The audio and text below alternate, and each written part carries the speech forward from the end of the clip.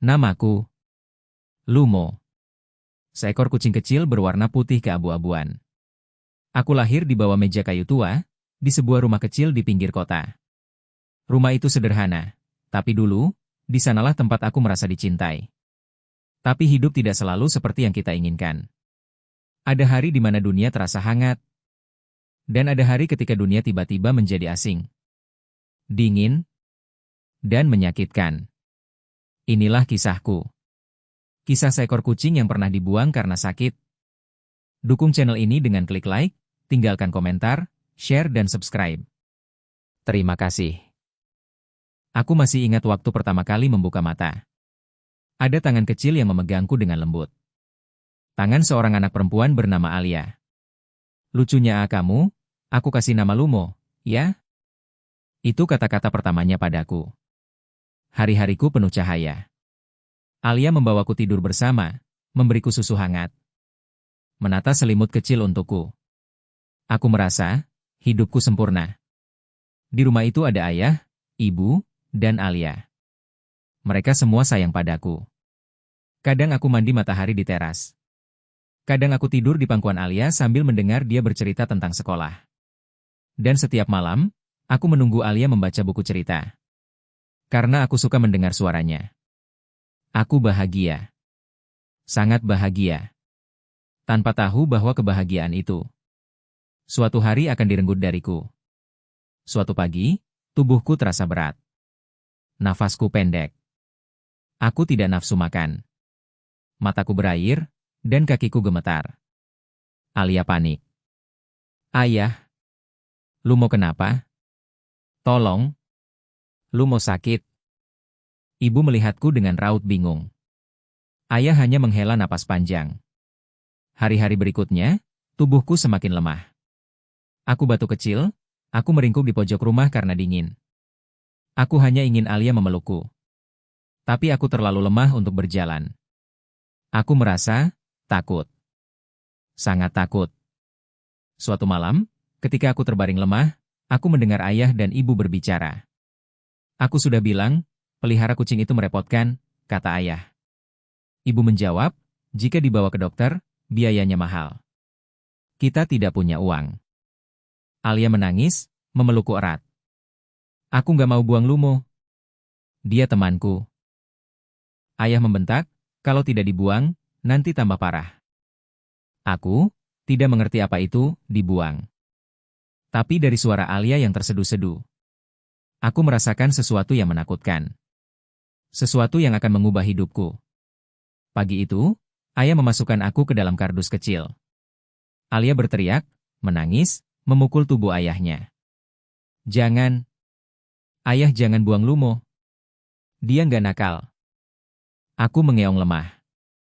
Aku ingin memeluknya, tapi tubuhku tidak kuat. Mobil berhenti di sebuah tempat yang asing. Ayah meletakkan kardusku dekat tempat sampah.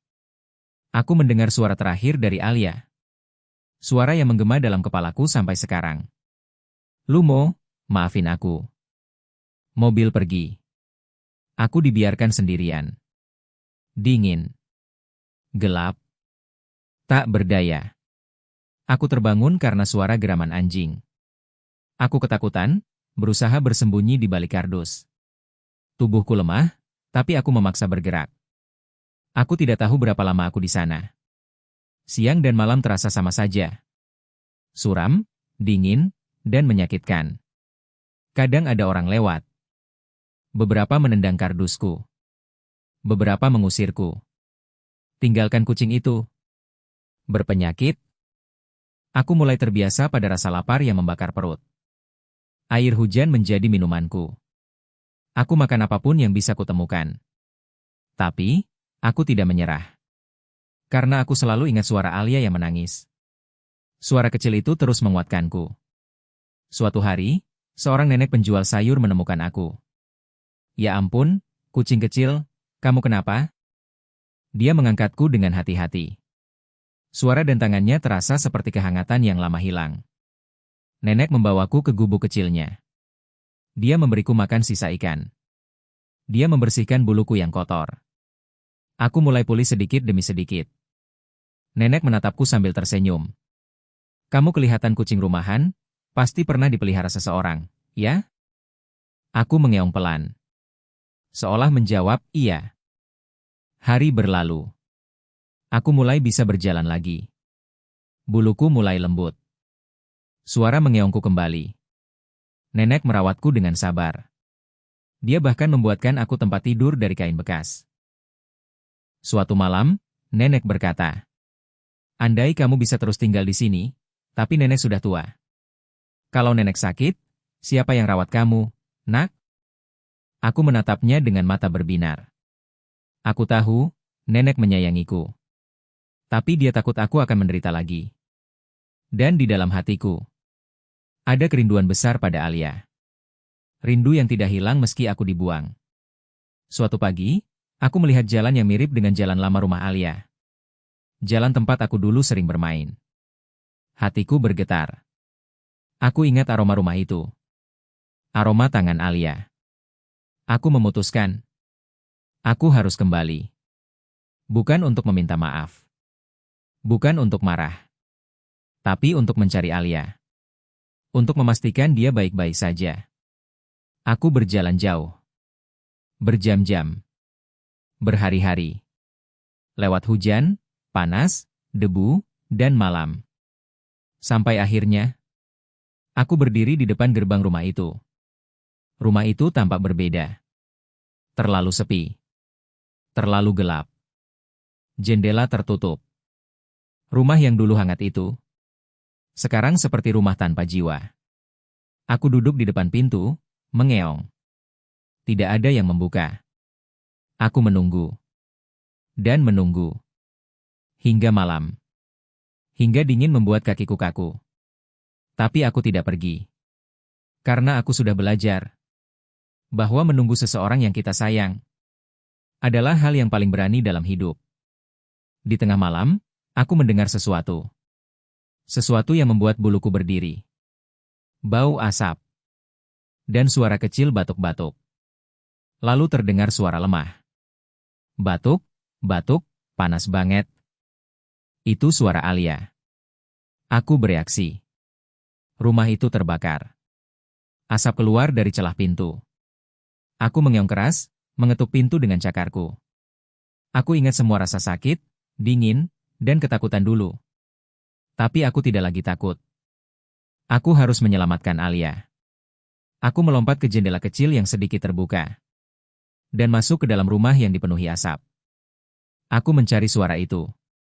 Batuk Alia. Suara terlemahnya. Menuntunku. Alia terbaring tak sadar di lantai. Pingsan karena asap. Aku menggigit bajunya, menarik tubuhnya perlahan.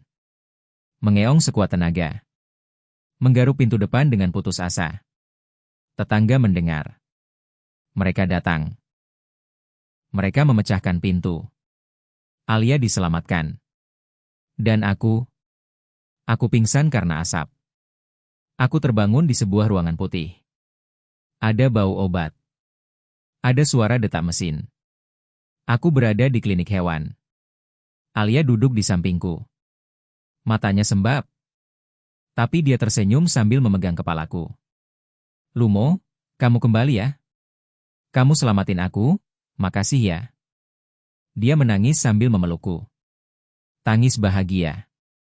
Tangis rindu. Ibu dan ayah ada di sana juga. Wajah mereka penuh rasa bersalah. Ayah berkata pelan. Maafkan kami, Lumo, kami salah. Aku mengeong lemah. Tapi hatiku lega. Karena aku tahu, aku sudah pulang. Beberapa minggu kemudian, kami pindah rumah. Rumah yang lebih aman. Lebih bersih. Lebih hangat. Dan aku tidak pernah lagi ditinggalkan. Alia selalu berkata setiap malam. Kalau bukan karena Lumo, aku mungkin gak ada di sini. Lumo itu pahlawanku. Kadang aku tidur dengan kepala di pahanya. Kadang aku ikut dia belajar. Kadang aku bermain dengan tali kecil sambil mendengar dia tertawa. Aku menyelamatkannya. Tapi yang sebenarnya adalah Alialah yang menyelamatkanku lebih dulu. Kehadirannya adalah rumah pertamaku. Dan selamanya akan menjadi rumahku. Jika kamu mendengarkan kisah ini sampai akhir, ingatlah sesuatu. Hewan kecil seperti aku mungkin tidak bisa bicara. Tapi kami bisa merasakan. Kami bisa mencintai. Kami bisa setia, bahkan ketika dunia meninggalkan kami. Jadi, jika kamu punya hewan, jagalah mereka. Karena kami selalu menjaga kalian dengan cara kami sendiri. Terima kasih sudah mendengar ceritaku. Namaku Lumo. Dan ini, kisah kebangkitanku.